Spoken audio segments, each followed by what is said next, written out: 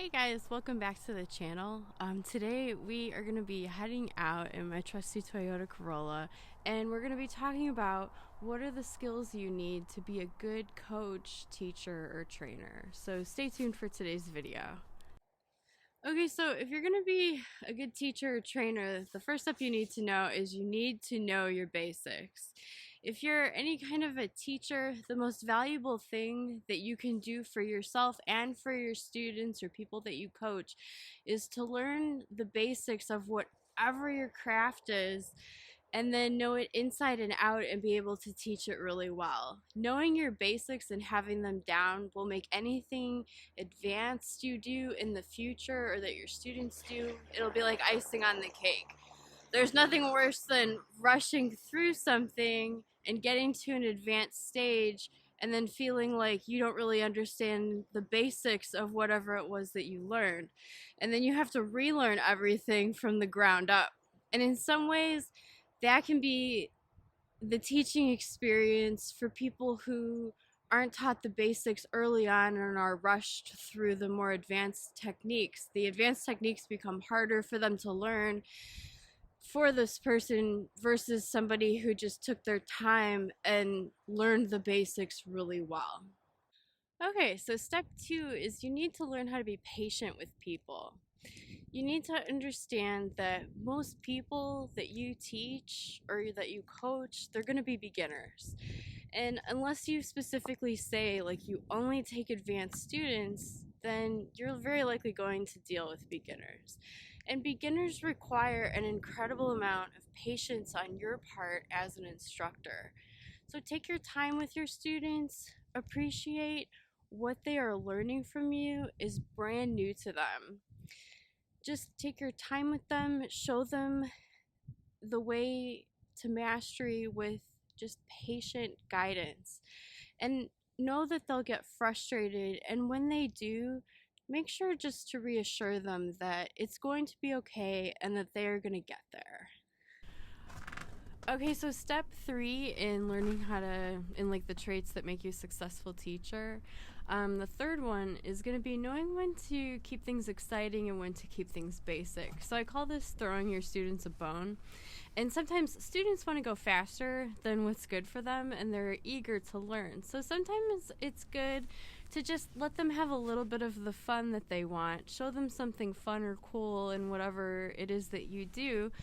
And then just make sure you maintain the control. So you give them something fun and then take it back to the basics, because the student might get frustrated and then, maybe they're going to want to go back to the basics. They might actually appreciate that. The step 4 is you need to be observant and focused on your students.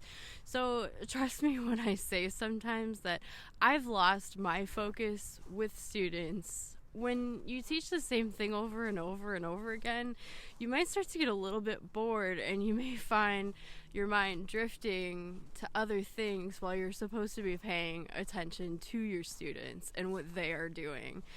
Just be aware that that can and will likely happen to you when you've mastered your basics and then you've taught it to your beginner students like a bunch of times. Okay, so the 5th step is going to be adaptation, and you need to learn how to adapt your teaching style to your students' learning style. Now, not everybody learns the same way, so be aware of this. And like I said, you need to learn how to adapt your teaching style to your students' learning style. So for example, I've had students in the past that I taught dance to and they were engineers. And engineers approach things very differently than somebody who's maybe like a graphic artist or a writer. So there are different learning styles out there, and if you're teaching, so let's say like a private lesson, know the client that you have and just be aware of how they learn and be able to adapt your teaching style to how your student learns best. That way they get the best information from you and a really valuable lesson from what you're teaching. Okay, so step 6 is setting your boundaries and knowing when to stick with them. So, when you teach anyone, you develop a classroom relationship with them.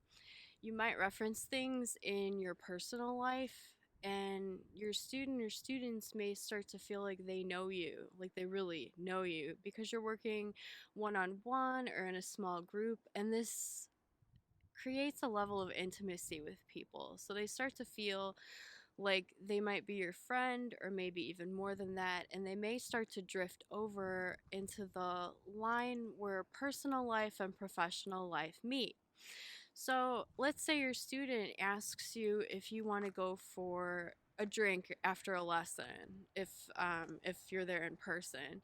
You need to ask yourself if that crosses the boundaries between professional and personal life, and be okay with saying no.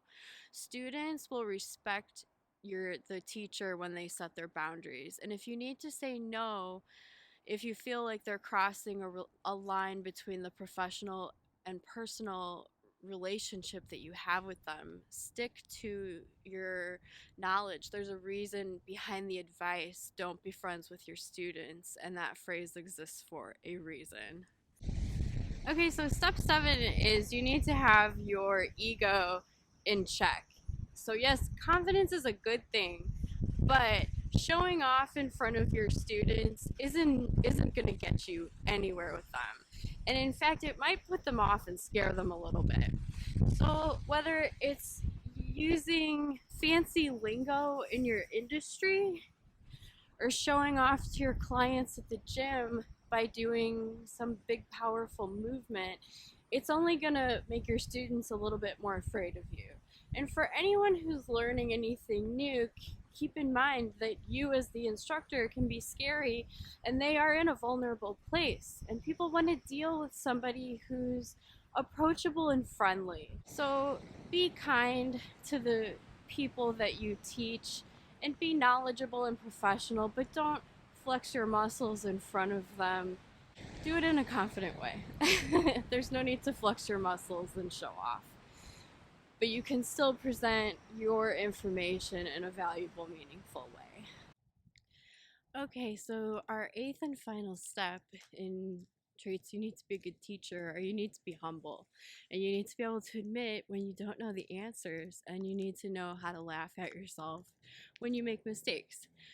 So teachers think sometimes that it's not okay to make mistakes or not know the answer to a particular question that their students have.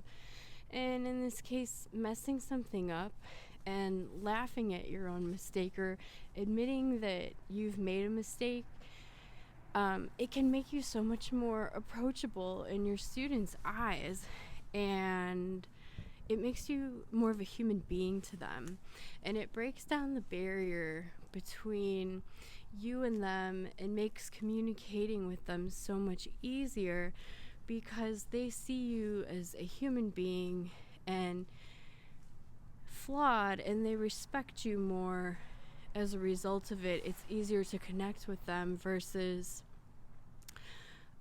them putting you up on a pedestal and seeing you as a flawless sculpture. They see you as a human being just like they are. Yes, you've got really great expertise in whatever it is that you're doing, but you're more approachable, and that will always just, the more approachable you can be is just really valuable to people. So and it'll get you more students, more clients, customers in the long run, no matter what you're doing. Okay, so we are back home with my plants. So remember some of the things that we talked about. Master your basics, be patient with people, keep things fun and interesting for your students, be observant, and be focused on what your students are doing. Understand that different people learn different ways, and learning how to adapt your teaching style to their learning style is key. Remember to set boundaries and stick to them. Remember to keep your ego in check so that you don't scare off your students. And finally, remember to be humble and learn to laugh at yourself when you make a mistake, so that your students see you as a real human being and not some infallible person that they have to live up to. So that's it for today. If you enjoyed the video, like, subscribe, hit the notification bell, leave me a comment of what you liked about the video in the comments below, and I'll see you on the other side in the next one. Bye.